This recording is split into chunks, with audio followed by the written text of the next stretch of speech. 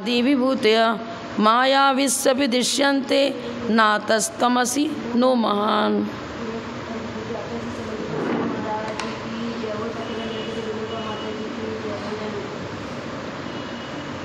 Page number 22 श्लोक number 20। शेषभंगाश्च नेतव्या यथोक्त नयोगता न च कश्चित् विरोधोस्ति मुनीन्द्र तव शासने।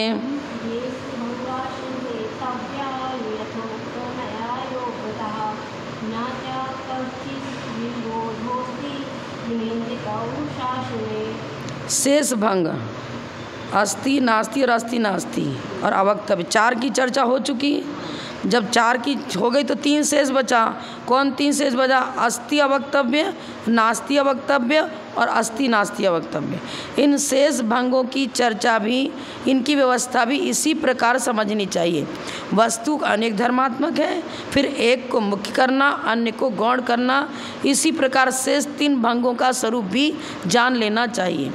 पहले तीन भंगों को जिस प्रकार विशेषणत्वात्, पहले दिया ना विशेषणत्वात्, ये सब विशेषण हैं। अस्ति भी विशेषण है, नास्ति विशेषण है और अवक्तव्य विशेषण है। कह नहीं सकते विषय तो जैसे जीव हो गया द्रव्य, अब उसकी हम चर्चा कर रहे हैं तो अस्ति विशेषण लगाया तो स्वचतुष्टय से अस्ति विशेषण लगा दिया। अब जीव है, हम करें इसके विषय में ये पुद्गल नहीं है, धर्म द्रव्य नहीं है, तो नहीं है नास्ति भी तो विशेषण हो गया। सूक्ष्मत्व गुण सिद्धों का बता रहे हैं तो चार गुण अभाव रूप हैं, चार सद्भाव रूप हैं। तो सूक्ष्मत्व, अवगाहनत्व आदि जो बताया है वो अभाव रूप है, लेकिन गुण ही बता रहे हैं ना। हम मनुष्य तो तिर्यंच नहीं है, नारकी नहीं, स्पष्ट हो रहा है ना। तो नास्ति आएगा। जब नास्ति को मुख्य बनाएंगे तो नास्ति भी विशेषण हुआ। जिसकी हम चर्चा कर रहे हैं वो चर्चित विषय, उसी में विशेषण लगा रहे हैं। कभी अस्ति लगा रहे, कभी नास्ति लगा। स्वचतुष्टय की चर्चा है तो अस्ति लगा देंगे, पर चतुष्टय की चर्चा है तो नास्ति लगा देंगे। और अस्ति नास्ति दोनों की क्रम से चर्चा करते हुए फिर हम बताते हैं कि और भी धर्म है, लेकिन वो अवक्तव्य है। और भी धर्म मतलब अभेद विवक्षा हो गई अस्ति, नास्ति भी अभेद विवक्षा हुई। अस्ति में भी कितने प्रकार के हो जाएंगे स्वचतुष्टय है, स्वद्रव्य, स्वच्छेद, स्वकाल, स्वभाव, मोटा मोटी यही हो रहा है। तो अस्ति में भी तो चार भेद मोटा मोटी बता रहे हैं हम। तो हम जब द्रव्य की चर्चा करेंगे तो उस समय गुण की चर्चा और पर्याय की चर्चा गौण हो गई। स्वद्रव्य, स्वच्छेत्र, स्वद्रव्य की चर्चा कर रहे हैं, द्रव्यार्थी नय के विषय को ले रहे हैं, तो पर्यार्थिक नय का विषय छूट गया ना। पर वो पर्यार्थिक नय भी तो अस्ति का विषय है। पर्याय मनुष्य पर्याय तो वो भी तो अस्ति है। और हम जीव द्रव्य है, ये भी अस्ति है। हम पंचेंद्रिय जाति नाम कर्म से सहित है, ये भी अस्ति है। वर्तमान में बुद्धिमान सब चल रहा है।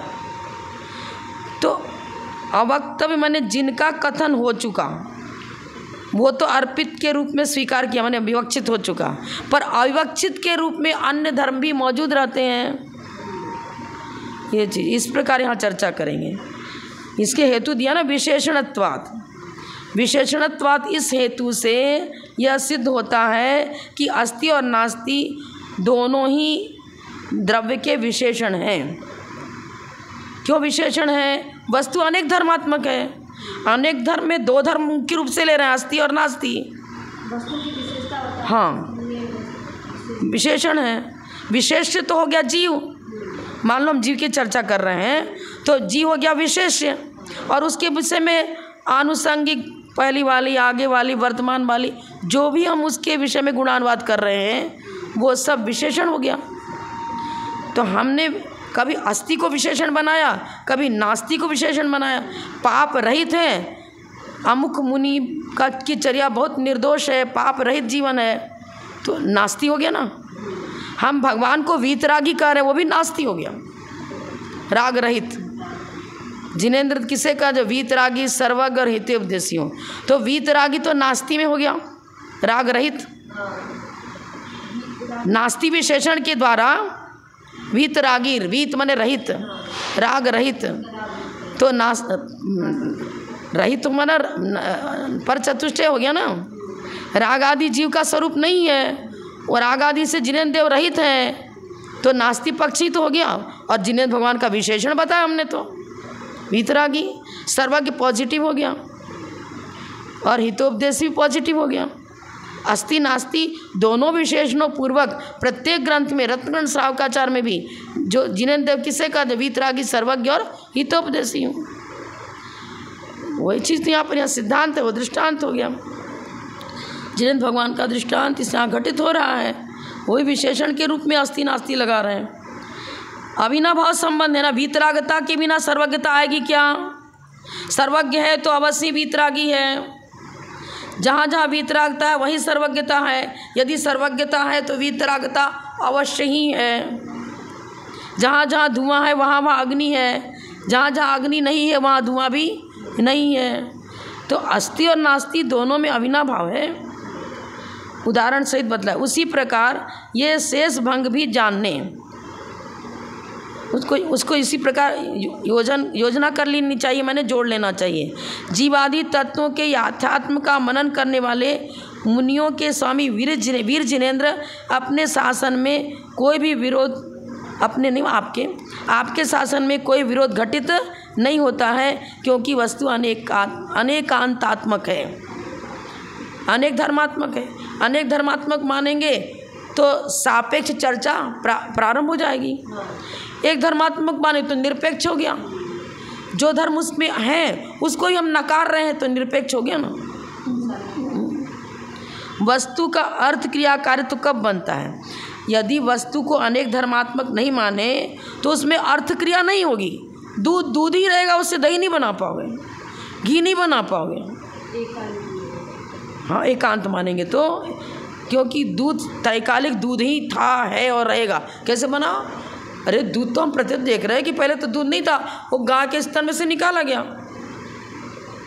और खाया था, तो उसने घास खाया था, चारा खाया था, वही चारा तो फिर दूध रूप परिणमन किया। प्रत्यक्ष परिणमनशीलता दिख रही है। फिर सर्वथा हम नित्य माने तो भी गड़बड़, सर्वथा नित्य माने, सर्वथा नित्य है तो दूध है ही नहीं, अब दही किससे जमेगा? दूध तो नष्ट, बहुत मत नष्ट हो गया। अब दूध ही नष्ट हो गया, दही किससे जमेगी? परिणमनशीलता ही मानना पड़ेगा। और दूध ही दही रूप परिणमन किया, वही है, वही बता रहे, द्रव्य तो वही है। गोरस कहेंगे तो दूध, दही, मक्खन, घी सब गोरस में आ जाते हैं, क्योंकि उसी की पर्याय है सब। एवं विधि निषेधाभ्या मनवस्थित मर्थकृत नेति चेन्न यथा कार्यम बहिरंतरूपादिभिः।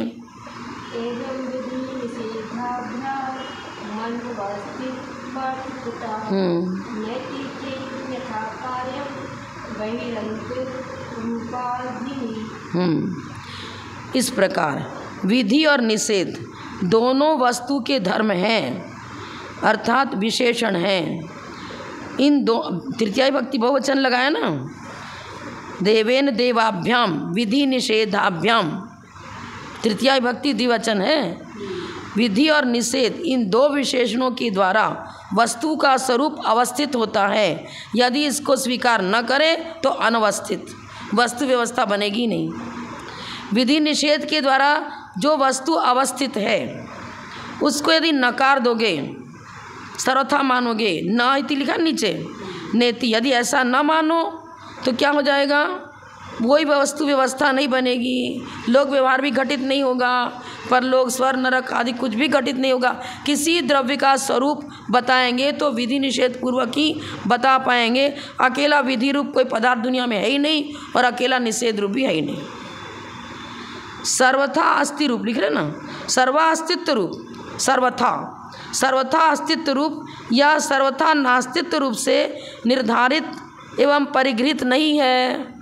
वस्तु का स्वरूप सर्वथा अस्तित्व रूप भी नहीं है और सर्वथा नास्तित्व रूप भी नहीं है।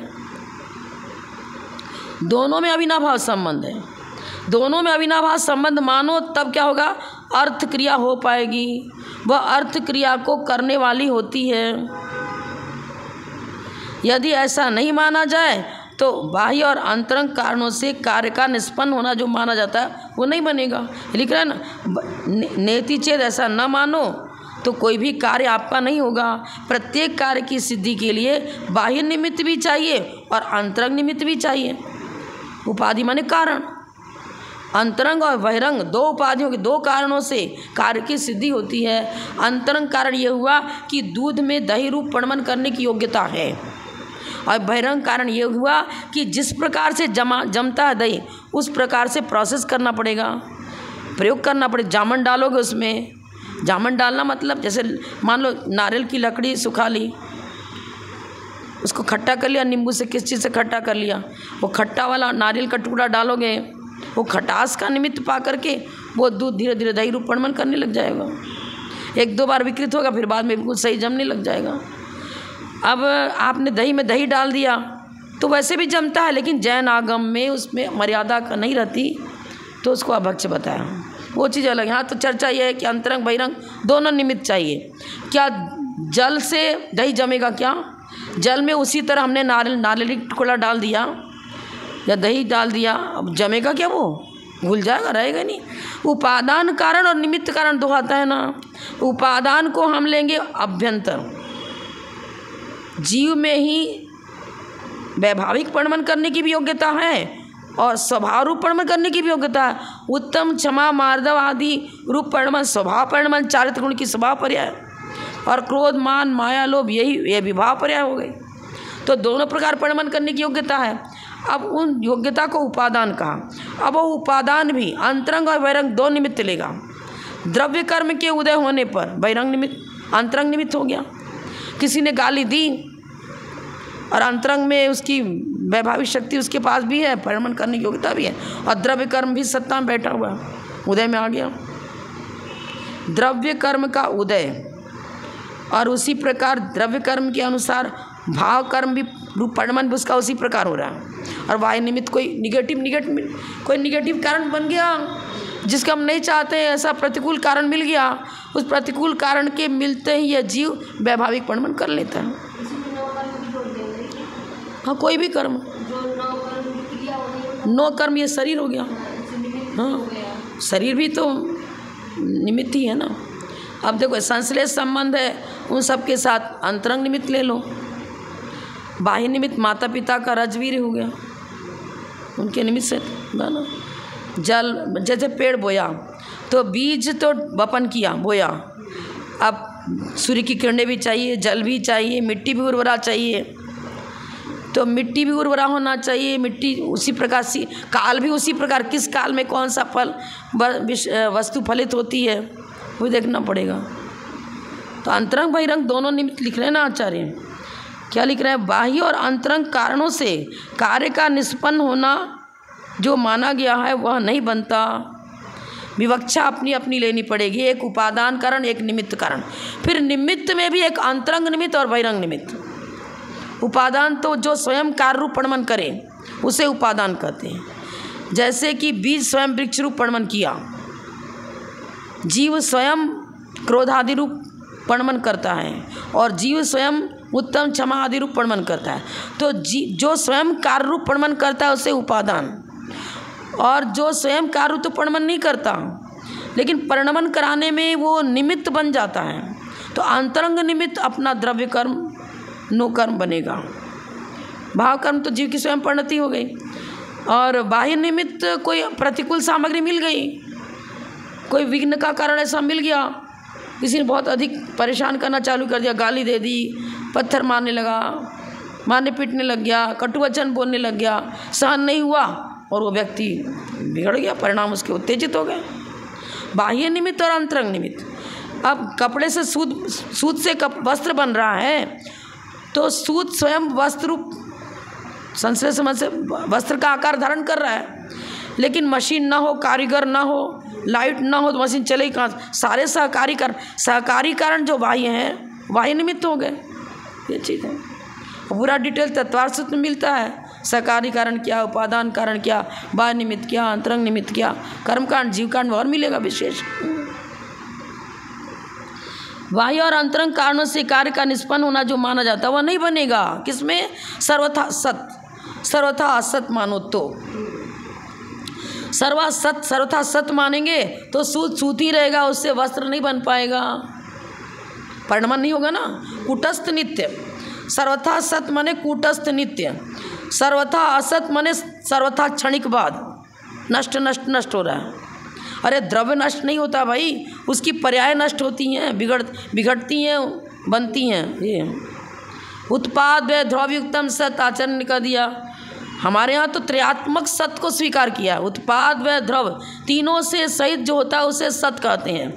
ये सत्य का अर्थ मात्र अस्तित्व ले रहा है और असत का अर्थ मात्र नास्तित्व ले रहा है। तो अकेला मैंने सर्वथा लगा दिया ना, सर्वथा उसी रूप है तो परिणमन ही नहीं होगा, पर्याय नहीं बनी। पर्याय के बिना द्रव्य नहीं, द्रव्य के बिना पर्याय नहीं।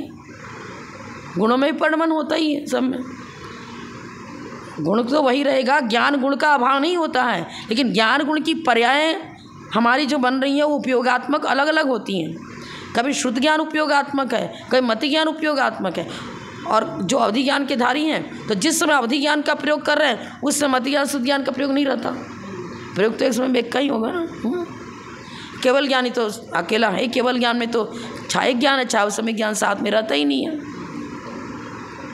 पर उसमें परिणमन रहेगा ये पदार्थों की अपेक्षा। अभी केवली के ज्ञान में वर्तमान पर्याय हमारी मनुष्य पर्याय है, झलक तो रही है त्रैकालिक पर्याय उनके ज्ञान में, लेकिन जब मेरी बुद्धिमान आयु समाप्त हो जाती है तो हमारी नवीन आयु मान लो देव पर्याय प्रारंभ हुई, तो अब बुद्धिमान देवायु हो गई और प्राग भाव के रूप में मनुष्य हो गई, तो परिणमन हो रहा है ना। हाँ, तो गे में जो काल भेद पूर्वक जो परिणमन हो रहा है वो तो परिणमन स्वीकार करेंगे। गे केवल ज्ञान तो एक दर्पण के रूप में है।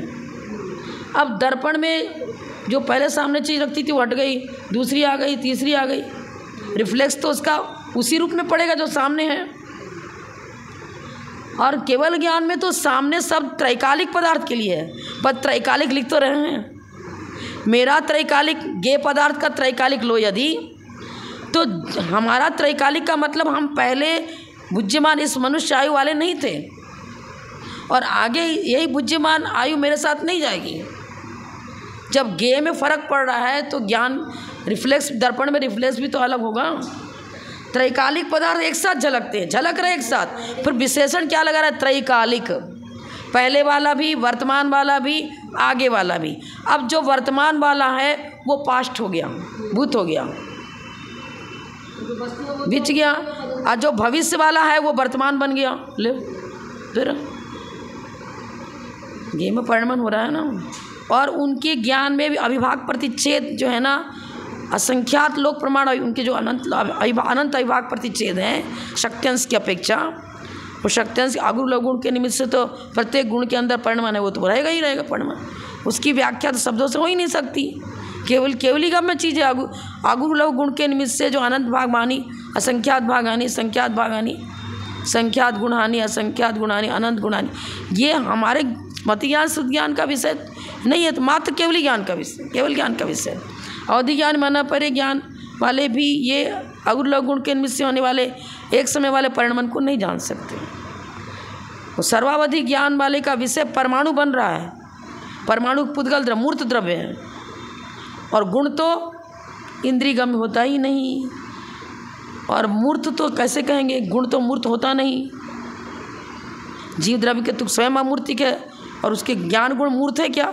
मूर्त है तो हाथे में लेके दिखा देते हैं हम आपको, किसका ज्ञान कितना बड़ा कितना छोटा कैसा क्या है। नहीं, यहाँ तक कि जो पुद्गल द्रव्य है वो मूर्त है, लेकिन उस मूर्त द्रव्य का भी परिचय उसकी पर्यायों से दिया जा रहा है। काला, हरा, नीला, पीला, वर्ण, गंध, रस, स्पर्श, उनकी पर्याय इंद्रियगम्य हैं। सुगंध, दुर्गंध, और वर्ण लिया तो हरा, पीला, नीला आदि, और स्पर्श लिया तो हल्का, भारी, शीत, उष्ण। वो स्पर्श गुण कहाँ नजर आ रहा है? उन गुण के जो परिणमन होता, उस परिणमन के आधार पर गुणों की ज्ञप्ति जानकारी होती है। ये चीज़ वस्तु को अनेक धर्मात्मक मानना पड़ेगा, तभी उसमें अर्थक्रिया माने परिणमनशीलता। उत्पाद व ध्रुवयुक्तम सत, ये सूत्र ही बता रहा है कि द्रव्य भी है और माने नित्य भी है और अनित्य भी है। उत्पाद व्यय की विशेषण के द्वारा अनित्यता सिद्ध होती है, और द्रव्य विशेषण के द्वारा नित्यता सिद्ध होती है। और दोनों में अविनाभाव, मतलब उत्पाद व्यय एक पॉइंट ये हुआ, दूसरा पॉइंट द्रव्य हुआ, पर ये तीनों के जो है ना, दोनों कहो या तीनों कहो, जो ये अविनाभाव संबंध को लिए ये बता रहे हैं। धर्म में अर्थ भिन्नता और धर्मों की मुख्य गौणता। अब ये बता रहे हैं कि अनेक धर्मात्मक वस्तु है, पर प्रत्येक धर्म अपने अपने स्वरूप को, अपनी अपनी अर्थ क्रिया को करने वाले हैं। ज्ञान जानने का ही काम करेगा। अन्य धर्म जो उसके साथ में है, प्रत्येक धर्म अपने अपने स्वरूप को लिए हुए और अपने अपने स्वरूप के अनुसार उनकी अर्थ क्रिया होगी, उनका परिणमन होगा। धर्मे धर्मेन्य एवार्थो धर्मिणो नंत धर्मिण अंगित्वेन्य तमान्तस्य अंगित्वेन्य तमान्तस्य शेषान्तानां तदंगता।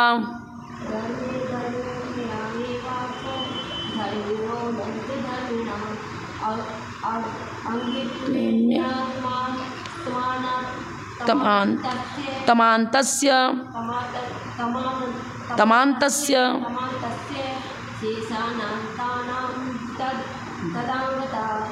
ये क्या संधि विच्छेद करेंगे तो अंगित्वे, सप्तमी भक्ति लगा दी ना, सप्तमी भक्ति एक वचन, अंगित्वे माने स्वीकार करने पर। अन्यतम किसको, ये इससे भिन्न, ये इससे अन्य, एक दूसरे में भिन्नता दिखाने के लिए अन्यतम शब्द का प्रयोग किया। ये अन्य है, वो अन्य है। दो गुणों में परस्पर भिन्नता, अन्यतम माने भिन्नता दिखा रहे हैं ना। तो भेद विवक्षा देकर जब कथन करते हैं, एक को मुख्य करते हैं, अन्य को गौण करते हैं, तो ये भी अन्यतम हो गया। एक को मुख्य बनाओ, अन्य को गौण करो। तो जिस समय जो गौण पक्ष में है वो वचन का विषय नहीं बन रहा है, और जो वचन का विषय बन रहा है वो मुख्य हो गया। अंगित्व जो अर्पित, अर्थात जिसको हम अपने वचन का विषय बना रहे हैं, उसके लिए यहाँ पर अंगित्व शब्द का प्रयोग किया। और जिसका कथन नहीं करे वो अन्यतम, अर्थात गौण, अंत माने धर्म, अन्य जितने भी धर्म है, बचे हुए जितने धर्म हैं, वो गौण के रूप में उसके साथ मौजूद हैं।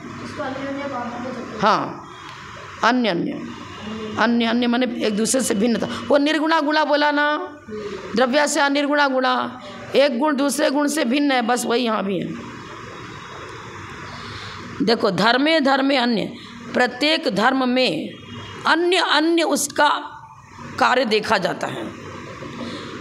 इस धर्म सप्तमी भक्ति लगाई, यहाँ भी सप्तमी भक्ति लगाई। धर्म में अन्य ही अर्थ क्रिया सन्निहित है। ज्ञान गुण अपने ज्ञान धर्म जानन क्रिया रूप अर्थ को बता रहा है। दर्शन गुण दर्शन शब्द का प्रयोग किया, तो दर्शन शब्द सामान्य अवलोकन रूप अर्थ को व्यक्त करता है। घट कहा तो घट शब्द घट रूप पदार्थ के अर्थ को व्यक्त कर रहा है। ग्लास, कटोरा, चम्मच आदि अर्थ को व्यक्त नहीं करता है। अन्यतम, प्रत्येक पद, प्रत्येक वाक्य, प्रत्येक शब्द अर्थ की मीनिंग जिसको कहते हैं, अपने अर्थ की भिन्नता को लिए हुए हैं, और उनकी अर्थ क्रिया भी अपने अपने स्वरूप को लिए हुए हैं। एक द्रव दूसरे द्रव रूपणमन नहीं करता, एक गुण दूसरे गुण रूपणमन नहीं करता। इंद्रियां भी, इंद्रियों का उदाहरण ले लो दृष्टांत के रूप में, तो कान सुनने का ही काम करेगा, आँख देखने का ही काम करेगा। क्षोभसम तो दोनों का है हमारे अंदर, मतलब कर्णेन्द्रिय आवरण कर्म के क्षोभसम है और चक्षुन्द्रिय आवरण कर्म का भी क्षोभसम है। अंतरंग में तो आपाद सिर से लेकर पैर तक पूरे आत्म प्रदेश में क्षोभसम तो मौजूद है ही, लेकिन फिर ऐसा क्यों? द्रव्येंद्रिय की जो रचना है वो सहकारी है। ये सहकारी निमित्त पा कर के ही हम सुन सकते हैं। आँख भी द्रव्येंद्रिय की रचना सहकारी है, इसका निमित्त पा कर ही देखना होगा। अंतरंग बहिरंग दोनों निमित्त ले रहे हैं ना, पहले सूत्र में बता दिया।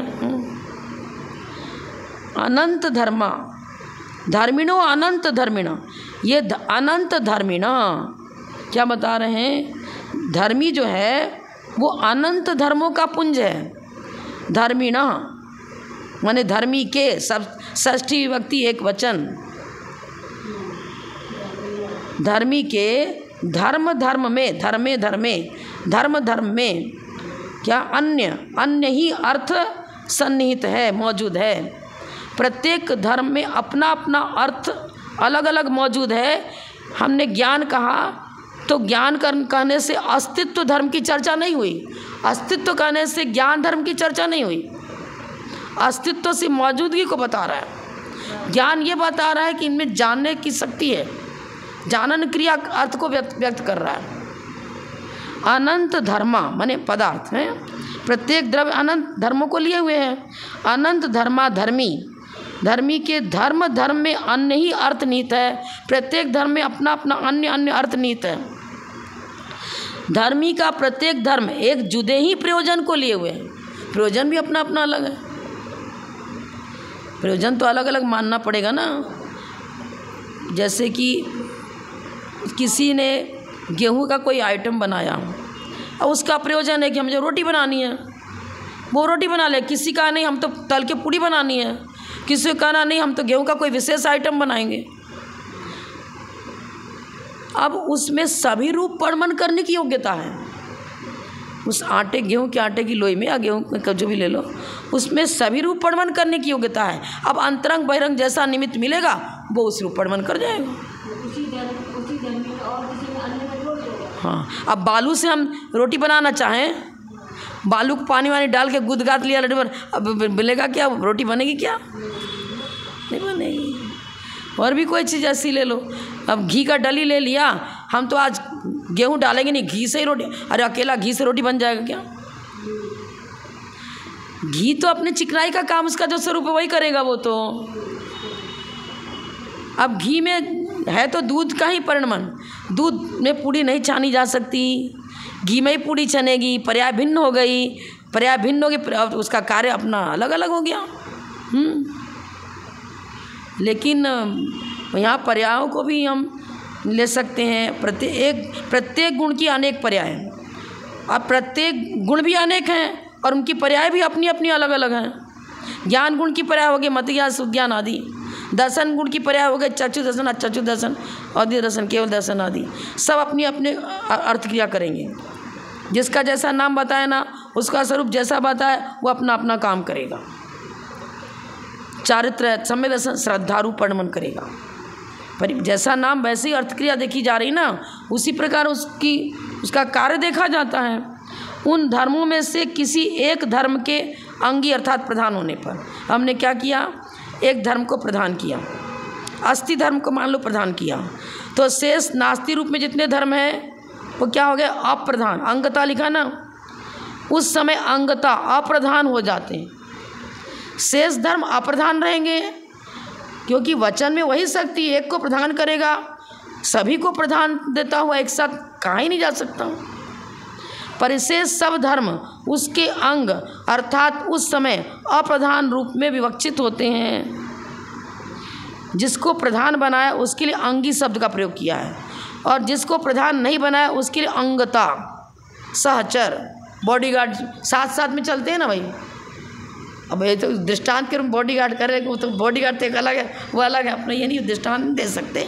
यहाँ धर्म और धर्मी की चर्चा चल रही है, तो कथन में जिसको मुख्य बनाया वो हो गया अंगी अर्थात मुख्य, और जिसको हम कथन नहीं कर रहे उस समय नहीं कह रहे हैं, लेकिन धर्म उसमें मौजूद है, वो सहचर, सहवर्ती, अविनाभाव, सहवर्ती रहते हुए भी अभिवक्तव्य के रूप में हमारे सामने प्रस्तुत नहीं है, अवक्तव्य के रूप में मौजूद है।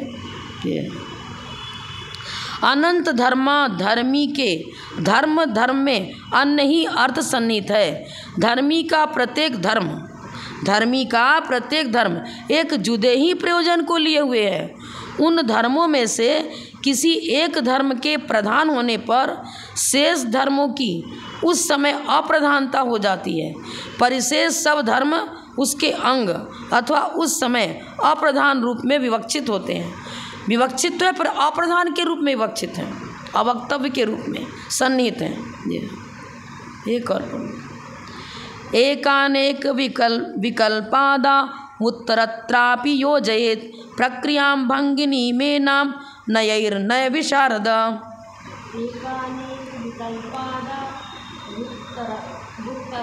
उत्तरत्रापि प्रक्रिया भंगिमेन नयैर्नय विशारदा।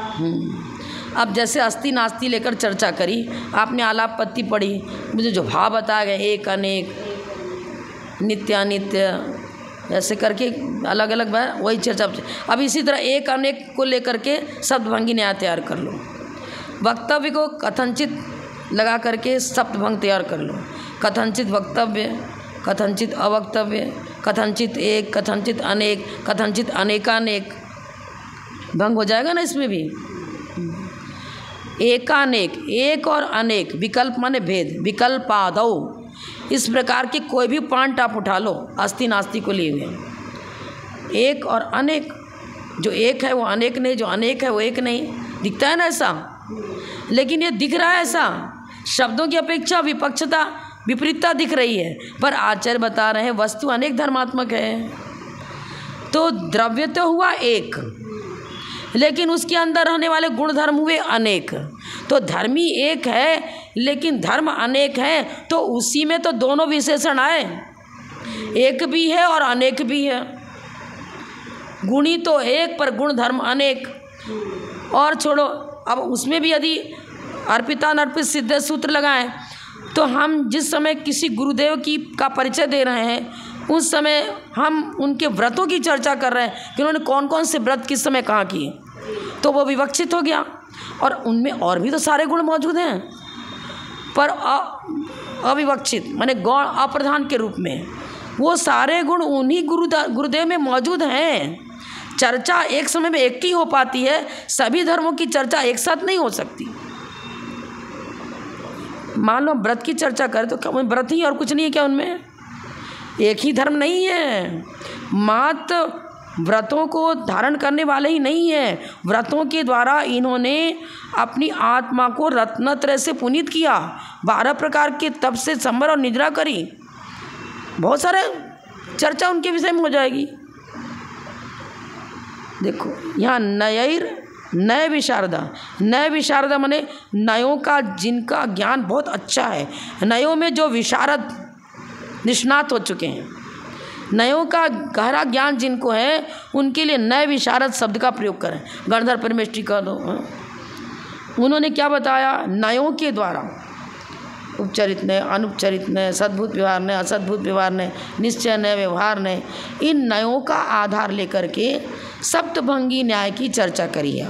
और ये बताया है कि वस्तु जिस समय एक है उसी समय अनेक भी है।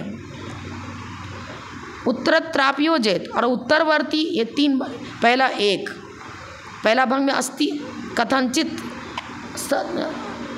सद बताया था ना, तो कथनचित एक, दूसरा लिखो कथनचित अनेक, तीसरा लिखो कथनचित एकानेक, चौथा लिखो अवक्तव्य, पांचवा फिर एक, कथनचित एक अवक्तव्य, कथनचित अनेक अवक्तव्य और कथनचित एकानेक अवक्तव्य। हो जाएगा ना? जैसे अस्ति नास्ति के साथ किया था उसी तरह यहाँ कर लेंगे। नास्ति के स्थान पर अनेक लगा लो एक, अस्ति के स्थान पर एक लगा लो, सब भंग तैयार हो जाएंगे। अब ये सारी चीज़ें देखी भी जा रही हैं। अब आपने मान लो कि आज हम अन्न में आपने सिर्फ गेहूँ रखा है, अन्य अन्न का त्याग है, ठीक है। अब मान लो गेहूँ का दलिया परस दिया, रोटी भी दी आपको और गेहूँ भी डाल करके खीर बना दिया था, तो पर्याय की अपेक्षा इसको खीर कह रहे हो, किसको रोटी कह रहे हो, किसी को दलिया कह रहे हो, पर अन्न तो वही गेहूँ वाला ही है। आपने एक अन्न लेने का नियम लिया था और गेहूँ ले रहे हो आप, पर आइटम तो कई हो गए। तो एक भी है और अनेक भी है, हम तो ले तो आपने आज कौन सा अन्न लिया था? सिर्फ गेहूँ लिया था और कुछ दूसरे अन्न का त्याग था। एक भी बता रहे, पर खाए कितने थे आइटम? सब गेहूँ के बने हुए आइटम थे। तो पर्यायों की अपेक्षा अनेकता हो गई ना। पर्यार्थिक न्याय में भेद रूप पर्याय और क्या बताते हैं, उपचरित आदि पर्याय मैंने भिन्न प्रदेश मैंने भेद रूप पर्याय बोलते हैं। तो जैसे ज्ञान के मति ज्ञान, शुद्ध ज्ञान, अवधि ज्ञान भेद हुए, ये भेद रूप हो गया। और भिन्न जैसे कि लाल कपड़े वाला, दंडा दंडी, विशेषण यहाँ भी लगाते हैं। तो भिन्न पदार्थ के सहयोगी संबंध है। यहाँ संयोगी संबंध की चर्चा नहीं है, यहाँ तो अविनाभाव संबंध को लेकर के सप्तभंगी न्याय ठहरा रहे हैं। जो नए निपुण है वह विधि निषेध में प्रयुक्त इस भगवती सप्तभंगी प्रक्रिया को आगे भी एक अनेक जैसे विकल्प आदि में नयों के साथ योजित कर ले। संपूर्ण वस्तु तत्व कथनचित एक रूप, कथनचित अनेक रूप, कथनचित एकानेक, तीसरा भंग, कथनचित अवक्तव्य, कथनचित एक अवक्तव्य, कथनचित अनेक अवक्तव्य और कथनचित एकानेक अवक्तव्य। हो गया ना? इस तरह नित्य के साथ लगा लो, कथनचित नित्य, कथनचित अनित्य, कथनचित नित्यानित्य, कथनचित अवक्तव्य, कथनचित नित्य अवक्तव्य, कथनचित अनित्य अवक्तव्य और कथनचित नित्यानित्य अवक्तव्य। विशेषण जोड़ना है ना अपने को तो, और यथायोग विशेषण घटित हो भी रहा है।